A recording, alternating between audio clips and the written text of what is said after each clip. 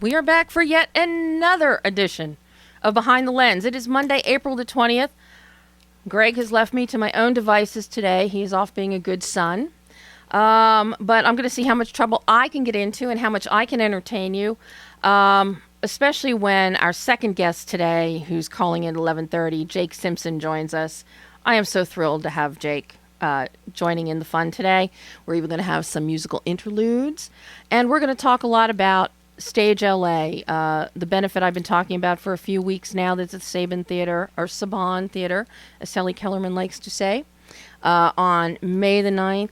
All kinds of information is on my website about it, moviesharkdeblore.com. It is on the official Stage website, www.stagela.com. Some amazing tickets I just got released on Friday. So there are second row seats available for this event, guys. And if you really want to see some fine, top-notch entertainment that you're not going to see anywhere else all at one time, I can't urge you enough to check out stagela.com and maybe pick yourself up a ticket for this event. I know Lydia's coming to the event with me on May 9th. And I think her husband is joining us too. But we'll talk more about Stage when Jake calls in at 11:10. Got a brand new director for you, Kyle Ham. Kyle has co-written and directed and produced Reparation. It makes its world premiere at the Newport Beach Film Festival on the 25th of April, which is this weekend.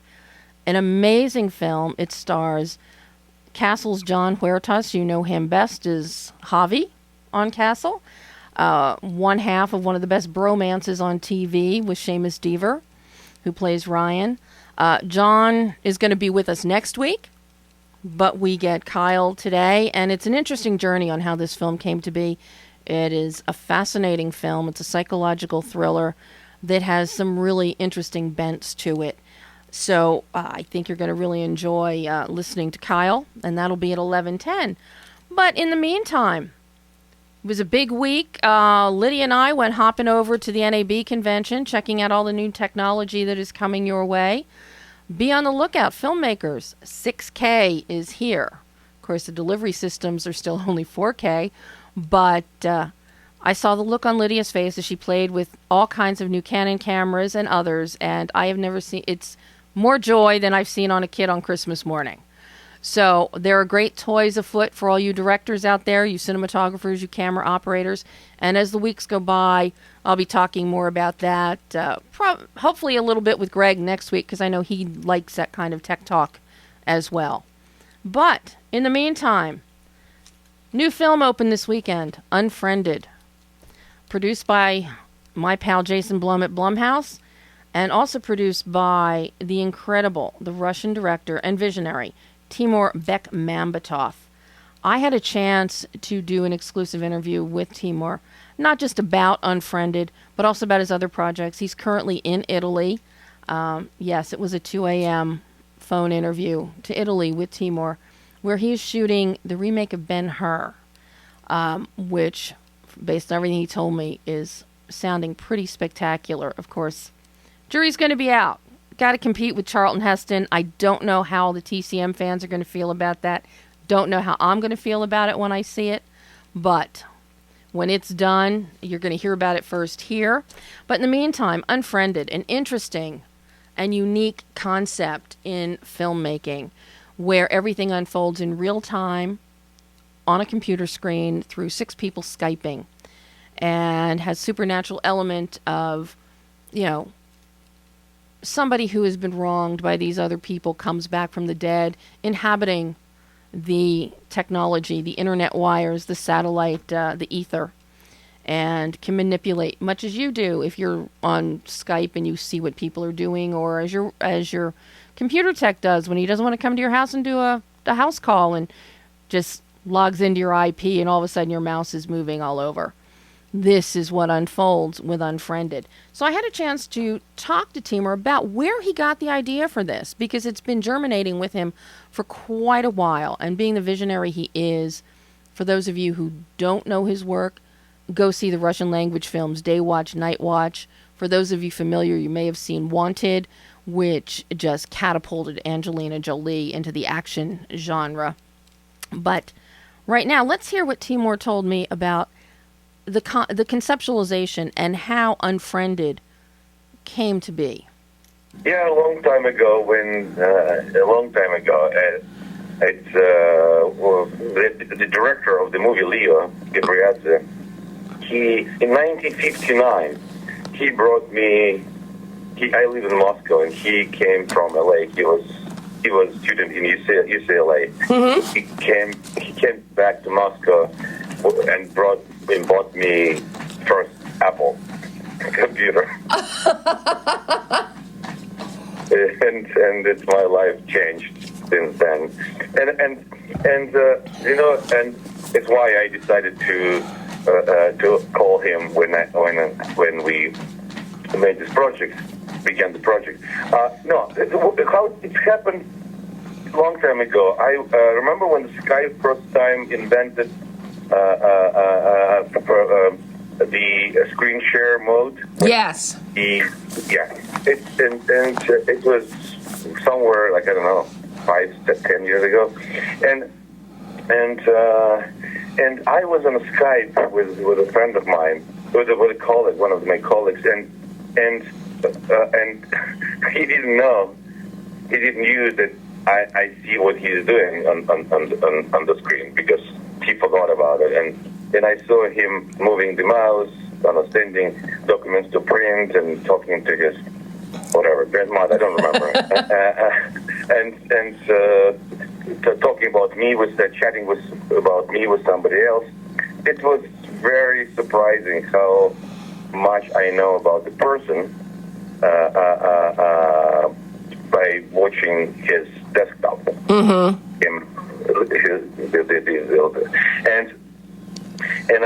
It was clear that I should make a movie, because we live in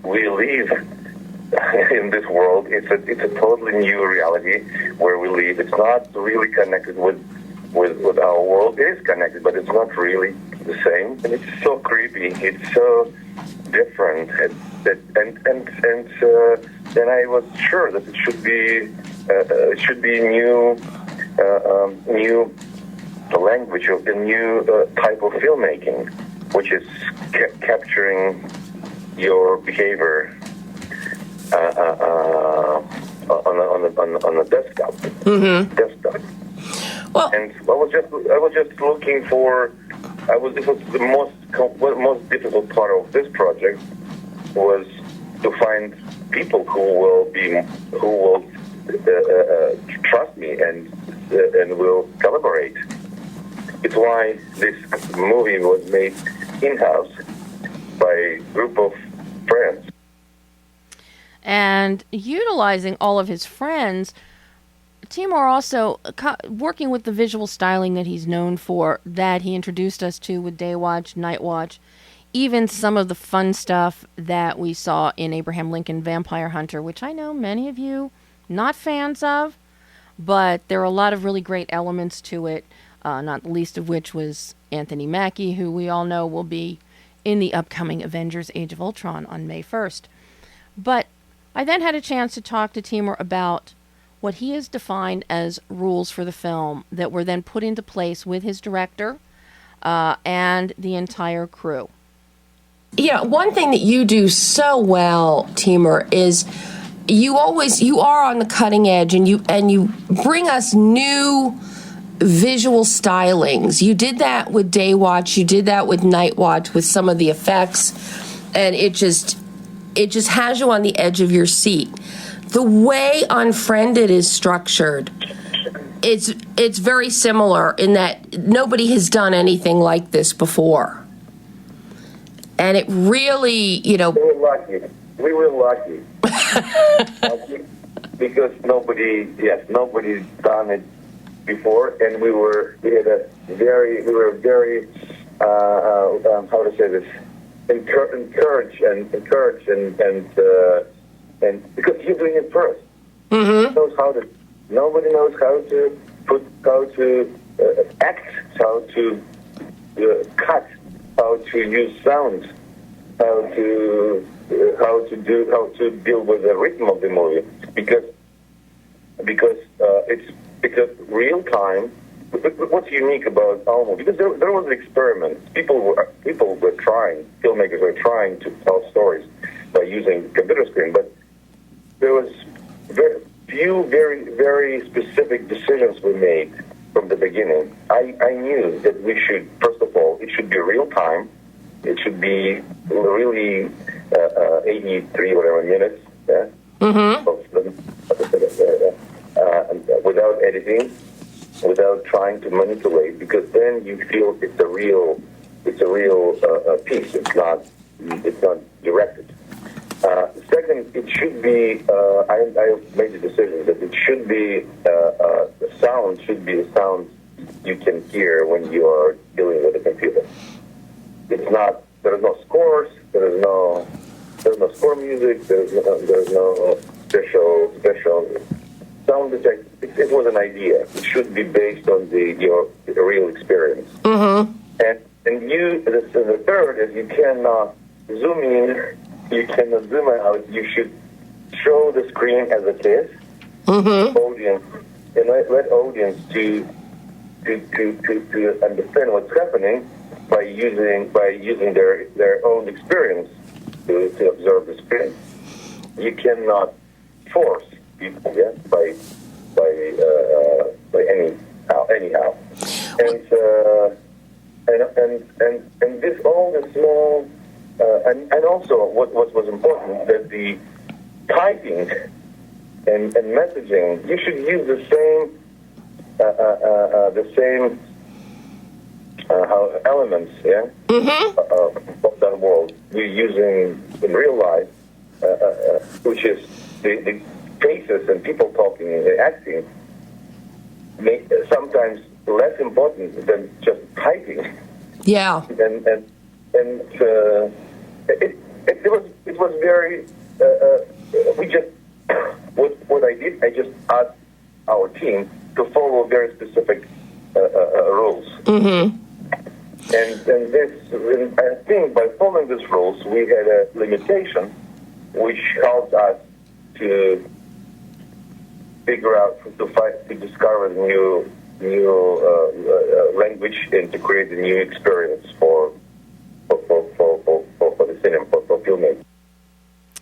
And I think a new experience, Timur and his team and his director, Leo Gravides, they definitely have created a new language for cinema.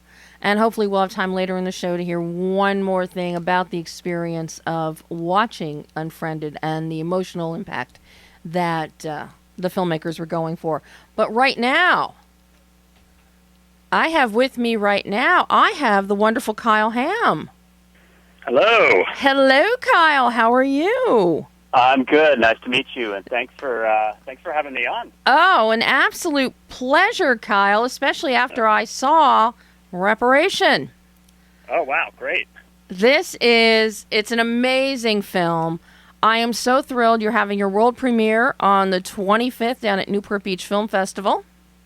Yeah, so are we. So now, first-time feature director, I mean, you have done work in the business before.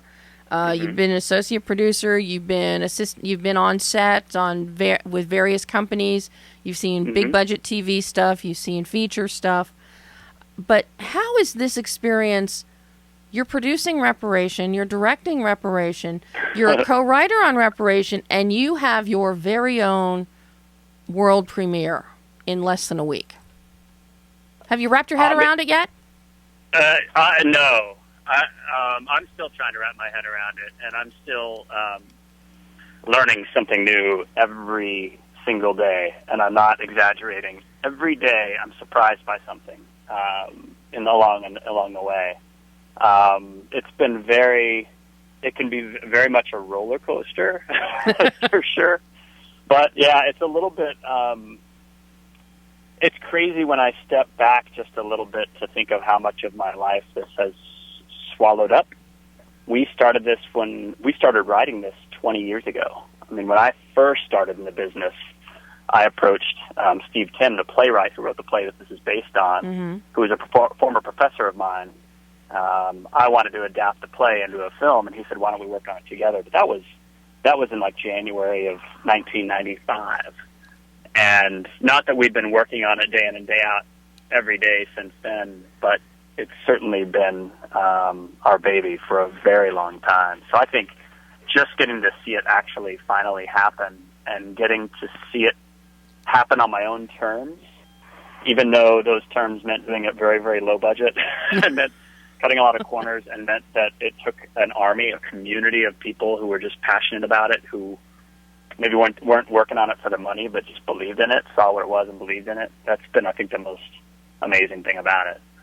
Well, I think an even more amazing thing is not only do low-budget, no-budget films really force you to push your own creative envelope as to how much you can do and how much storytelling you can do emotionally, visually, with limited resources.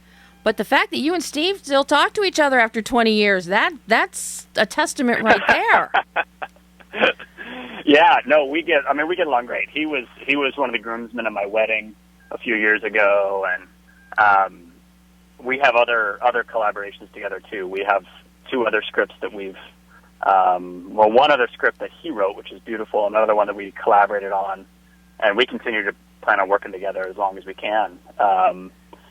Do we disagree sometimes? Sure, and that usually brings about something better when we do. So, but it was really something to be on set in these key moments in places where I'm not even sure the actors or the crew understood exactly what we might be going for in a particular moment. And when it would happen, I would turn my head and he'd be back from the monitor a little bit, and we just make eye contact and nod. And it was like, yep, that was it. That was what we wanted there. To see that we were always in sync is pretty hard to believe, considering I think how different we are and how different our backgrounds are in some ways. Well, one thing that I find really interesting is you first hear the title of the film, Reparation. And anybody, if they do their Google or pick up their handy-dandy, real printed page dictionary and look up the word, you've got a brief definition of making amends for the wrong that one has done. Mm-hmm. What is the prep for those that want to find out about Reparation and decide if they should go buy tickets at the film festival, which they really should do? What is Reparation? What is the story behind Reparation that makes this such a fitting title? Because having seen the film, I think it's a very appropriate title. Thank you.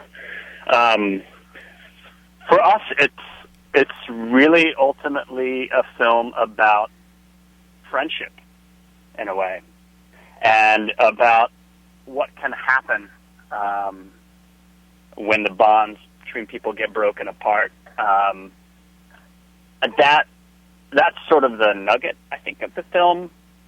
And so Reparation really speaks to that, because that's what at least Jerome is after, who's kind of the bad guy. Jerome is kind of the bad guy here. It's these two guys. You want me to just tell you the story real quick? Two guys who are I will let you tell the story in your own words. Sure, okay. It's based on two guys who were, Air Force security policemen in their, late teens, early 20s, and one gets sent to prison and the other one gets sent to a psychiatric hospital with no memory of being in the Air Force whatsoever. And what happens 10 years later when the one gets out of prison and comes to pay his old friend a visit? And there are some old scores maybe to settle, but we don't know what they are. Because our main character, Bob, doesn't know what those are. He's tried to move on. But clearly there is something traumatic that happened to him as well. And so both of these guys are after the same thing. It's just that those things collide. Both of them want to be made whole again. Both of them want balance. They want that reparation for what had gone wrong. It's just that those paths collide. They don't align. Well, one of the great things that you do with your storytelling, with your character development here, is you have this theme, a duality. So that for the bulk of the film, Jerome and Bob are pretty much each one half of the other when you watch them. And you see the duality of their personalities unfolding. And so much of that is due, I think, to your casting, which is absolutely amazing. You've got Mark Menchaca as Bob, and then John Huertas, everybody knows him, Javion Castle as Jerome, and this is a John we're not used to seeing. Nope. He embodies the former military man perfectly. That's something that we're used to seeing from John on Castle through his character. Also in some of the other roles that he's done, some early roles that he did. I think he did Right at Your Door years ago, and there again. And Generation Kill, too. Yeah, so we're so used to seeing that, but what we're not used to seeing is that edge of hatred, that missing element to the personality, the person that isn't whole and is acting out, you know, in a negative, with a negative connotation. This it is absolutely, my eyes were bugging out of my head watching John's performance here because I haven't seen it from him. A testament to the script, a testament to you as a director. Thank you. Well, a testament to Matthew LaSalle, our casting director as well, who did an amazing job finding people. It's very hard to cast for a film that has as low a budget as ours did. And who Matthew was able to bring to the table is phenomenal. And then what the actors did, I mean, John, that was a very difficult role to cast, Jerome, because he had to be charming, and he had to be annoying, and he had to be menacing all at the same time. And there aren't very many actors who can do that. And the fact that it was also John Huertas who walked in and did that in that first reading, I mean, we knew when he walked out the door that we were done searching for our Jerome, that as long as we could get him to do it, that we found our man. And he absolutely lived up to it. And what I loved about working with John is how hard he worked. He did all the stunts himself. He did research, weeks and weeks of research on the Air Force military police and what they wear and how they act and how they... I mean, he was on his honeymoon weeks before filming. Wow. Sending PDF documents. Here's what I found, Kyle. This is what... I mean, he was all in. He's like, I'm growing my beard. I'm growing my hair. What else do you need me to do? I'm working out with a trainer so I can lift Bob up and carry him up the hillside. And, you know, it's really... it's really a testament to how hard he works and how seriously he takes his work. Well, now... And Mark as well.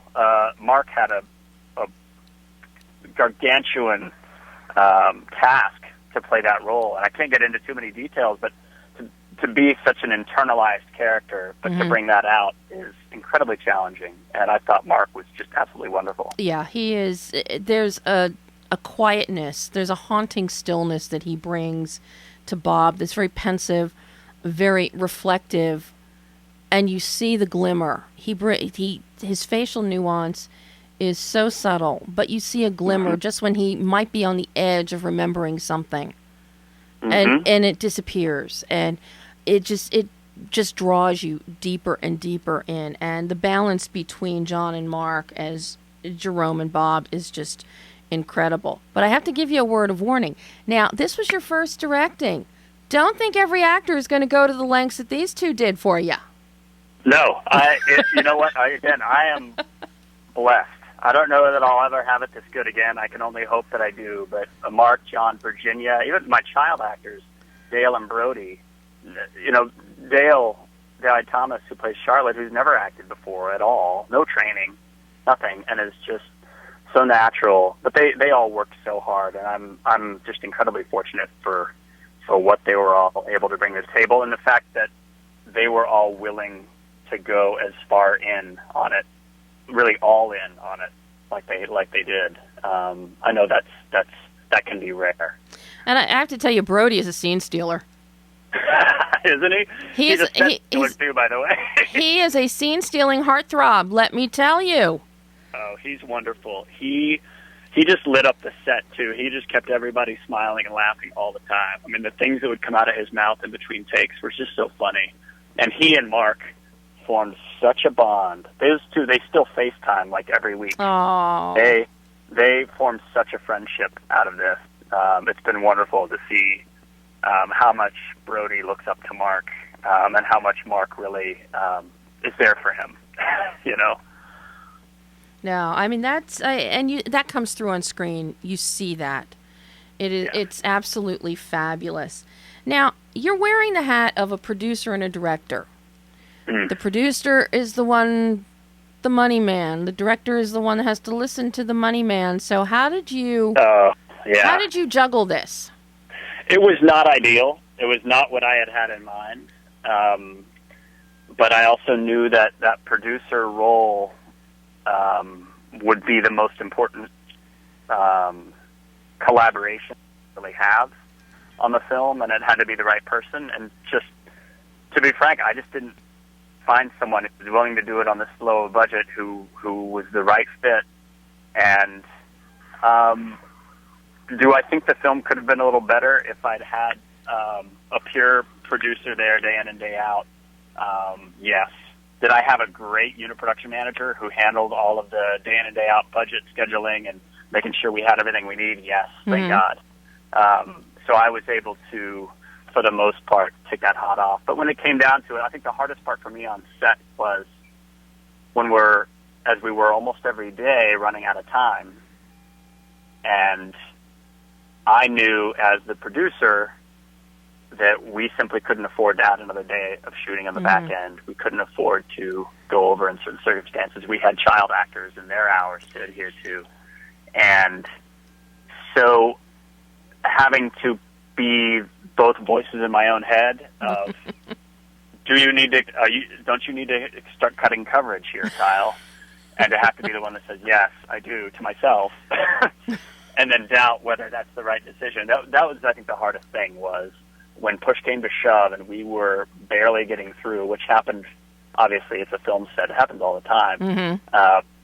Having to, and what it really came down to, the tiebreaker in that was the editor, because I was also editing the film myself. I was just going to ask you that. Does that come in handy? Because that's kind of like, that's the Tyler Perry school of filmmaking, where he's thinking of the coverage, since he's doing so much of the editing, he's directing, he's written it, and he can second guess himself and save some time and pick up, some steps where he needs to.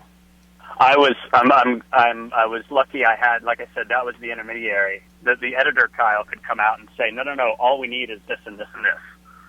And hey, director Kyle, those other 10 shots you have in your shot list, screw them, forget them. You have 3, and the sequence is going to work great. And the other thing, getting back to the actors too, that made a big difference. And I think it's pretty understated. It's pretty subtle in the film, but because I had actors who went all in and who were present all the time, there were a lot of, and this is something I learned while I was shooting, and I just embraced it sort of almost in a reactive way, of just letting the camera sit and observe. But there are long 2 shots where the actors do all the lifting. And as an editor, I wasn't creating drama in a scene. The actors were doing it. And in hindsight, for me, that was, like, I guess, a nice way to also embrace the roots of this thing and it being originally a play. But I had actors who had the chops to pull off a scene where we're a minute and a half on a 2-shot, and we don't lose interest at all because of what the actors are doing in that scene. No, and it's also a testament to your cinematographer, to Jay Silver, the visual tonal bandwidth that the two of you worked out in terms of those shots and in knowing that pacing and in selecting and blocking shots that will allow you that minute and a half to just sit. Yeah. We worked hard at that, and Jay was a warrior, and he was really one of the MVPs in the movie. And by the way, a phenomenal guy to work with, just because his temperament, he was just never flustered by anything. As hard as filming got and as quickly as we had to work sometimes, he could laugh it off. He kept perspective for all of us, I think. He really shouldered a lot of perspective for us all in the film in more ways than one. Obviously the visual perspective in the film, but also just our sanity on set. He was a great presence in so many ways, but his eye, we connected pretty quickly in the first 3 or 4 days of filming, we were in a groove then, he and I, where we really could start to cook with gas. And he knew what I was going for. I knew where he wanted to push me as well, and I could start to shape my shot list around that as well. Well, now, as you get ready for the big world premiere, and as you sit here and we're talking right now, what is the greatest? What did you learn about yourself in the process of making Reparation? First and foremost, I learned how much I have in the tank. That's really about 2.5 months of only 3 hours of sleep a night, and the other 21 hours a day was just absolute full focus, full-time work. I didn't know I had that in me. So it's been great since then to be able to, in other stressful situations or other times where there are tough deadlines or things have to happen quickly, like, oh yeah, I got this. Because if I survived last, I can do it. But I think I also learned a lot about what I still have to learn. Mm-hmm. And how far I have to go as a director to get to where I want to be and what I think maybe my potential can be. Well, this is an awfully good start, Kyle. You've turned out an amazing film. I can see why it's in Newport. I know. So it's the 25th is the premiere. I know there's a second showing on the 30th of April. Correct. And in between, John's going to be here with me next week. He's calling in. Yeah. I'm very excited, so I can get all the skinny from John on your knees knocking and everything at the premiere on the 25th. And I'll see what kind of helpful hints he has for you as a director. I'm sure he has a few. Again, I'll appreciate that. So you will visit us again, I trust, I hope? I hope so. Anytime. You just call me up. Hey, I will bug Annie for a number and email, and definitely be in touch because I know you have other things on your plate, and I want to talk more with you after you've had your world premiere and as you embark on the fest circuit. Thank you. Sure. Anytime. Kyle, Anytime. Kyle, thank you so much, and I will talk to you again soon, and have fun. Above all else on the 25th, have fun. Thank you. I will. I appreciate it, Debbie. Nice to meet you. Thanks, Kyle. I'll talk to you soon. Okay. Bye-bye. Bye-bye. And that was Kyle Ham, writer, director, producer, editor of Reparation at the Newport Beach Film Festival, world premiere, April 25th. Tickets are available. See this film. It is an amazing, amazing film. And now, here he is. Did you get tired doing laundry, Jake? Oh, who me? No, I'm still doing laundry. You're still doing laundry. I'm talking to Kyle, and I see the phone ringing at 11:25, and I'm like, he's either bored with laundry or he's had too much coffee. How about a little bit of both? I just had a quad espresso. Oh, that's the only way to get them. Yeah, I mean, I may explode into a ball of glitter at any time. But you're not here, and I don't have to clean it up, so that's okay. Exactly. Chris Isaacson loves it whenever I explode into balls of glitters on stage, because in that way we don't have to have the pyro so much. See? We don't have to have any of the stuff. We can just explode ourselves. See? And for those of you just joining us, or joining us specifically for this, I have the incredible Jake Simpson on the line, singer, songwriter, Star Search winner, and soon to be gracing the stages of the Saban for Stage, LA. Did I get it all in there? Man, I think that's it. That, there was probably something about guy who does laundry, dude who cleans the bathroom. Okay, wait a minute. Too, but we don't have to mention that. Well, now wait a minute here. I said you could do my laundry. You didn't volunteer. I think I've done about 6 loads this morning so far. I'm taking off to Palm Springs in a little while, and I've got to get everything done because I'm going for a week to Palm Springs and then on tour with a group called Impact. And so I won't be back until next Monday. So I've got to do all my laundry today because, of course, I procrastinate until the very last minute possible. And that's why I love you, because I procrastinate until the last minute possible too. And then you only wash what you're really going to take. Or if you're going somewhere there's a washer and dryer, you just take the dirty laundry and you do it there. I can't tell you how many times I've flown back to Missouri in the heat of the day with an entire suitcase of nothing but dirty laundry for my mom to wash for me whenever I get back. Oh, I used to do that for decades when I would go back to Philly. But the great thing is, my dad would tell me, "Well, don't spend quarters on a washing machine. Come here, and it's not going to cost anything." So, okay. Wow, that sounds very familiar. So that's all well and good, and that's exactly what I would do. Would always, and that's one of the sad things now about with both my parents gone and I'm not back in Philly. I now have to actually do my own laundry, and I can't just do it in the middle of the night and leave it sitting there until I feel like getting it out of the dryer. These. Oh man, I do that so often. I swore I would never live in an apartment complex ever again where I did not have my own washer and dryer in my place. And I don't know how I survived for so many years without it, because I'll leave, a nice clean load of towels in the dryer for a week. And I'll be like, oh, I'll get those out eventually. Yeah. Well, sadly, I own my own condo, but the complex doesn't allow us to have our own washer and dryer in our units. Oh, that is just crazy. So, needless to say, how... That's a petition waiting to be signed. I think it's because as many broken pipes as we have in the complex as it is, I think the stress of washers and dryers in everybody's units would not be a pretty sight. Something just tells too much demand on the infrastructure. I'll tell you. Well, I know about... Sounds like Southern California water. We're trying to say... Look, and, just think, California, Governor Brown should thank you and I, because we are really helping water conservation in our limited laundry doing. Absolutely. Procrastinating until the last day, stuffing more clothes into one load of laundry just to get it done saves water. Now, if Carol Cook is listening to us right now, you and I are both going to hear from her on May 9th.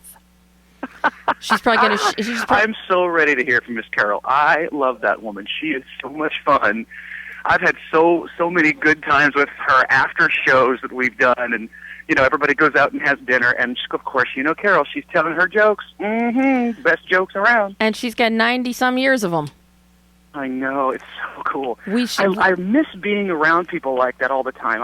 I grew up with a lot of grandparents in my life, and a great grandma who was, we used to sit in her office. She ran our family auto parts store, and that's where I grew up in. And she would sit down and she would tell me stories about her first car, which was a Model T Ford. Oh, and of course, me being I love antique cars. I always have. My first car was a '67 Camaro, and I still have it. And I bought it. My dad bought it for me when I was 12 for $200, and I spent the next 4 or 5 years fixing it up. And I'd sit down with Grandma, and she'd just start telling me stories. I just love that so much. And I miss it. I know. But that's why you and I look forward to May 9th and Stage, because now we get to hear these great stories from Carol, great stories from Sally Kellerman. I gotta love that. Great stories from Bobby Morse. All of these people. I think Patricia Morrison is going to be there again this year too. Oh wow, she did last year too, I think. Yeah, right? Patricia did last year as well. And she is like my whole TCM crowd. We love Patricia Morrison. It's. For me, this is great because I get the crossover. Like, I just got to interview Bobby Morse at TCM Film Festival, and now I just got to interview him again for Stage, and now I get to see him again. So, You're going to be best friends before it's over. Well, we already are. Come on, you guys, you all have my home number now. So, you guys, I love it. You guys can reach me 24/7. But I love it. Oh, connectivity, I love it. I know, but let's do our official important stuff here. about stage. Absolutely. And, because Carol she's talked, and, I have a great exclusive with Sally Kellerman it's floating all over the internet right now, and a couple others. Oh, wow. That are popping out. Yeah, it's on the website. Go look at it. Go read it. But why? Why stage? Because stage, a lot of people think of Stage LA in this 31 years with this benefit, and names like Carol Cook or Donna McKechnie, real stage legends. But it's so much more than that.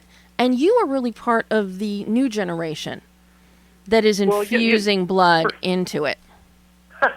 Well, for me, it's something that it's really kind of personal. One of my closest friends, basically a family member, has had HIV for a couple of years.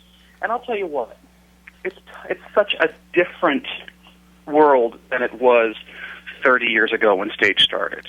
My friend now has to take one pill a day to fight his very, very low count of HIV. And to me, the reason that he can do that, the reason that he is very, very healthy is because, of fundraisers like this. Mm-hmm. And that's why it's really important to me personally. They've raised, I can't remember how much money. I know the numbers. In the hundreds of thousands. No, I know the numbers. Do you want to? Do you want to know the number? Yes, I do. It is right around $7 million over 31 years. Last year alone was, I think, $275,000, and all of the money the stage raises, it goes to AIDS Project LA, and it's for boots on the ground work, which so many, everybody thinks when they're donating to causes or buying tickets for things, it's going to research. No, this is for boots on the ground, and just from last year alone, the money that was raised provided nearly 140,000 bags of groceries to patients and their families, housing for 650 people who were homeless, 58,000 hours of in-home health care, which is so important when people are ill. Well, and that's how so many of us, all of my grandparents ended their lives in hospice care. And, if there wasn't some subsidiary business going on there, there's no way that they could have afforded that. Mm-hmm. I don't come from a rich family, and it was because of things like this that help people like that. I think it's wonderful. I think it's one of the most important fundraisers that we've got in LA, especially, not to mention that it's unbelievable fun to do the show. That would be plenty in and of itself. Oh, the entertainment factor, and then you've also got the silent auction. Have you not offered yourself up for a silent auction dinner to people or something? Well, I have, I probably shouldn't say that term, but yes, I've auctioned myself off for shows in the past. I haven't done this one. I think you should. Cheyenne Jackson auctioned himself off for a lunch with somebody last year. I wonder how much he got, because I'd have to get more. And it was open bidding on lunch with him during an intermission, and I'm trying to think what it was, but I think it was at least $500. Okay, well, I have to at least $525, $550. I'll be okay with that. I'd rather get $1,000, but I realize my waistline's not what it used to be, so I'll take what I can get. Well, one thing that is what it used to be, and I think has even gotten better over the years, is your voice and your vocal stylings. Oh, thanks, Deb. Well, I just love it, man. I just enjoy singing, I know you do, and for anybody that hasn't in the LA area, if you went to the Grove for over the course of a year, 2 years? We were there for almost 2 years. 2 years, yeah. Performing at the Grove, which is the first time I heard you sing, was at the Grove. And then you did a whole rock review. I mean, you sing you can do everything from traditional 60s, 70s rock to Sondheim to Cole Porter, the whole American songbook. And that's the stuff that I grew up listening to, especially that 60s and 70s music. I mean, that was my mom and dad were pretty darn hip, and my mom still to this day is way hipper than I am. She'll still listen to like AC/DC, and And I'm the one who, puts my hand over my ears and goes, "It's too loud." Too loud. That's my parents. Well, and you already told me what you're going to be singing at stage, and because the theme is To Broadway from Hollywood with Love, I can't think of anything better than you doing a James Bond number. I am so in the middle of that stuff for the last couple of years. All of a sudden, when dudes started wearing like white shirts and skinny ties again, I kind of went, "This is cool. I can do this. Let's see. James Bond, 1962, 1963, 1964. Those are the best years for that stuff." And, ironically, I'm doing a much later song. But you know how James Bond themes sort of have this, well, in music, we just call it like an ascending fifth. And there's this da-da-da-da-da-da-da-da-da-da-da-da. Everything sounds like that. And that's a common theme in all of the music that was done for those movies. And so I'm doing a song called "Tomorrow Never Dies" from, of course, the movie Tomorrow Never Dies. And I can't wait. We had a rehearsal. We had the first rehearsal for it a couple of months ago, and then I just went over to David Galligan's place, and we had another rehearsal for it just a couple of days ago. So I am so stoked. I cannot wait to do the song. I've never sang it publicly. I've never sang it privately. I have yet to sing it in my house. Okay. But I just love it. Now, I'm going to be sitting in the second row, dead center, which is where my ticket is. We call that the spitting row. That, or I could throw things at you if you're really bad. Well, if I'm putting on too much, I'm thinking about maybe doing like a Fosse thing with like a hat. But probably not, because I'm not really a dancer. But see, I think if I'm putting on too much, you have to let me know. Look, you and I talked about that before, and I think that would be so cool with a spot, face in the half light, kind of like James Bond, that air of mystery. Right, the silhouette from the back. Seriously, so cool. David Galligan really needs to talk to me about how to stage some numbers. What? I will make it known to him how you think that should be directed, because I think we're both all about it. And I think when you get two people that are all about something, it has to be right. And coming at it from, also as a film critic, and, I always look at things with a very visual, how's it going to look? What's that emotional, oomph going to be? Right. And, you really want to give oomph. But, talking about emotional oomph, your manager, Chris Isaacson, was kind enough. He sent over a couple musical selections of yours so that people can... Oh, no. Yes, he did. Well, I hope he sent good stuff. I think I know what he sent, and it should be pretty decent. I'm gonna let you pick right now which one, either I See You or Mo Bettuh. Oh, very interesting. That's a new combination for Chris. We haven't done that one yet. Let's do Mo Bettuh first, because this is Mo Bettuh. Because it's Mo Bettuh, of course. I was my sound engineer, Brian, when I pronounced it earlier today, he's like, "You have some ghetto in you." I said, "Girl from Philly, you know these things. What can I take?" If it wasn't for the ghetto, I wouldn't have nothing at all. Well, that's why you're Jake Simpson's soul. Exactly. All right, so gosh. So will you hush up for a minute, and we're gonna listen to you sing Mo Bettuh so people know what they're gonna buy a ticket for. Woohoo! Let's listen to it. So don't go anywhere. All right, I'm right here.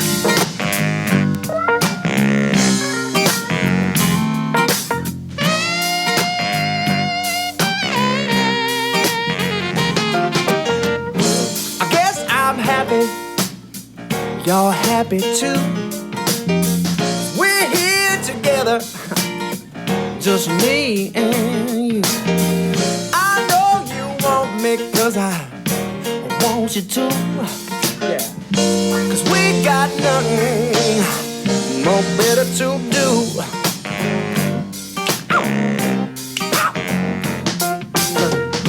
In the beginning, when times were hard, we didn't have much money and we couldn't buy no car. The day started early for you riding that train. I sat on my lazy and I'm so ashamed, but I'm so happy you're happy too. We're here together, just me and you. I know you love me 'cause I love you too. And we got nothing more better to do. You know, the ABC's nothing. I'll keep creeping up on me. Now I keep trying to be what you want me to be. And I'm so happy.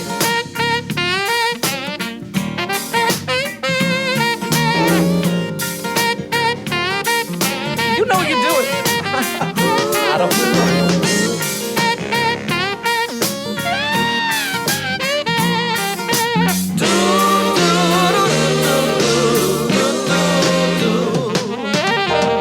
Well, now the times have changed. Well, I'm so grown up. It just so happens that I can't catch my love. I guess I'll go home tonight and cry myself to sleep. But wait, I got your shoulder to cry on, and that can't be beat because I'm so happy.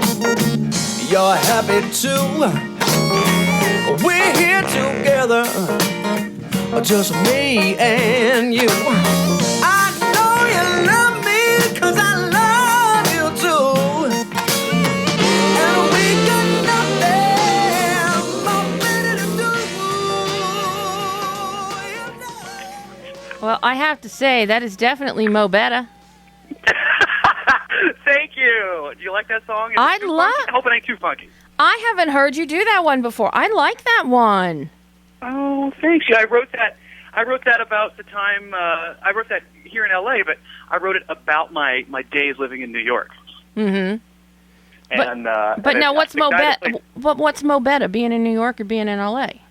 or being in Missouri or being in Missouri? I hope you don't have any New York listeners or Missouri listeners. I bet you do, but I'm going to say L.A. because it's my favorite place. I love it out here. I wouldn't trade it for the world. Well, I'm out here, kinda. So you know. Well, of course, and that is reason alone. Oh, you are a smooth talking devil. You really. Well, you know, I are. try. You know, it's in this business. It's about 75% pretending to be charming and about 25% pretending to sing.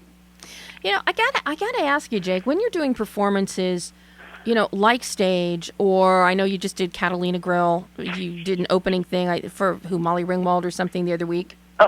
Yeah, one of my '80s favorites. Yeah. What kind of preparation goes into, you know, a one-time performance like that? It's not like you're doing a regular weekly thing or monthly thing like you were doing at the Grove or when you're out on tour, but you know, for a one-shot deal that is so specifically designed and tailored, what does that entail for you in preparing? You know, for me, it depends on. There will be some times where I'm doing a whole new song, like this year, a song I've never ever done before, and obviously, you know, you have to memorize the lyrics and you got to really know the tune. See, I'm a dummy because I have to know the song frontwards, backwards, and sideways, and really have it in my body so that I can concentrate on, like, just having a good time and having fun with the audience. And so these are a little bit more preppy for me. Mm-hmm. I have to prep a little bit more. But, you know, usually I'm doing a song that's something I've done 1,000 times. So it's like the only prep work is the rehearsal when you get there for the show. Mm-hmm. Here's the prep. You know, Galligan will say, "Hey, stand there, come out right here. There's find your light. Okay, we're done." That's usually about it. But you know, it's not nearly as much work as it is as much fun. Mm-hmm. Now, how is it working with Brad Ellis as the musical director this year? Yeah, that's going to be great. Now, what does that entail for people that don't know? Because a lot of this is the same kind of preparation that goes in if you're going to go into the studio to record a track for a film or, you know, or for an album. Or so a lot of this, it's all crossover amongst the various media. Absolutely. Well, I'll tell you one thing about him. He brings stuff out of me, Brad does, that I don't know I can do. And that's really what every good whether you call it an arranger, a music director, an MD, whatever you call it, he brings things out of me that I don't realize I can do. And boy, I have so much fun because I know that I don't have to deal with anything. It's like, just know your part, Jake. Go sing. Let the magic happen. Because, of course, this is a full band. So Brad has to go, and he has to do all the arrangements and all the charts and everything, copy all that stuff out. He's got way more prep work than I do. I just have to show up and, holler something out of my mouth. It's the easy part. Well, if it's that easy, then you should be doing this every day of the week. Well, there have been times in life where I have. I used to do 6 nights a week when I was in college. Like during the summer times, I would go and I would just kill myself for 3 months out of the year during the summertime. I grew up in a sort of around a little resort community in the Ozarks, and our band would work 6 nights a week. And if we could pick up the 7th, we would find it somewhere and do it. Mm-hmm. And then that's how I made my survival money throughout most of my college. And that was 5.5 years instead of 4. Well, that's because it takes 5.5 to make enough money to get yourself through. Gosh, it's so true. And I mean, even when I was there, it was much cheaper than it is now, but I never thought I'd hear myself say that. But it was something that I really enjoyed because everybody else was, they were working at McDonald's, my friends were, or they were working at the mall or something like that. And here I was, toting around an old Fender Rhodes in the back of my car and playing gigs for money, getting paid more than they did. How cool was that? Well, trust me, I was the one going to different gigs watching people when I was in college, so, The groupie. it's very, very, very cool. No, we'll talk about that one day. Just not on the radio. Oh, it's one of those conversations. I'm with you. I'm good. I know you are. I'll be there. Yeah, I know that. I know that, too. I know. So, now... As we're getting ready to wind the show down here in 4 minutes. I mean, you have the 4 minutes, of course, my dear. But, so if you had to tell people why should they, because there are still tickets available for stage, You're kidding. We're not sold out yet? No. We should be sold out by now. I know. Okay, what can I do to help? I don't know. What is a reason for... Why should people buy the ticket? Tickets start, you've got some up in about $90 up to $250. Well, has anyone gone to see a Broadway show lately? Do you know how much those tickets are? I do not. I haven't been. This is cheap. Is it? This is cheap. Well, here's the thing. Where else are you going to see legends like Carol Cook? I mean, I go right there. That's where I go. And James Darren? James Darren is performing. Loretta Devine, Nancy Dussault, David Engel, Jason Gray, Gregory Harrison, Sally Kellerman, John Mayer. I think Melissa Manchester is still performing. Of course, Patricia Morrison, Bobby Morse, Sally Struthers, Mary Jo Catlett. Wow. I'll tell you what, I can't imagine finding this kind of talent on one stage anywhere else in L.A. or pretty much anywhere else anywhere. I would go... I saw Sally Kellerman's rehearsal. Okay, and I listened outside for about 10 minutes before I walked in. She still has one of the sexiest sounding voices I can even fathom. I love her voice. I think of Hidden Valley Ranch every time I hear her voice. I know. She makes you want to buy it even if you don't like ranch dressing. I don't like ranch dressing, but she makes me like it. I know. Same here. Now I know No, go ahead. Well, I just can't imagine finding all these people on one stage and paying less than the cost of a Broadway show ticket. I mean, there's everything. There's rock. There's movies. There's theater. There's everything in the show. There absolutely is. And I promise to keep my clothes on. That's the best reason I can think of right there. I promise to keep my clothes on. Oh, I think you've broken the hearts of every woman out there right now. So you got to do some give and take here, Jake. Okay. Anybody can buy tickets at www.stagela.com. Now, where else are you going to be performing short of stage if people want to hear you?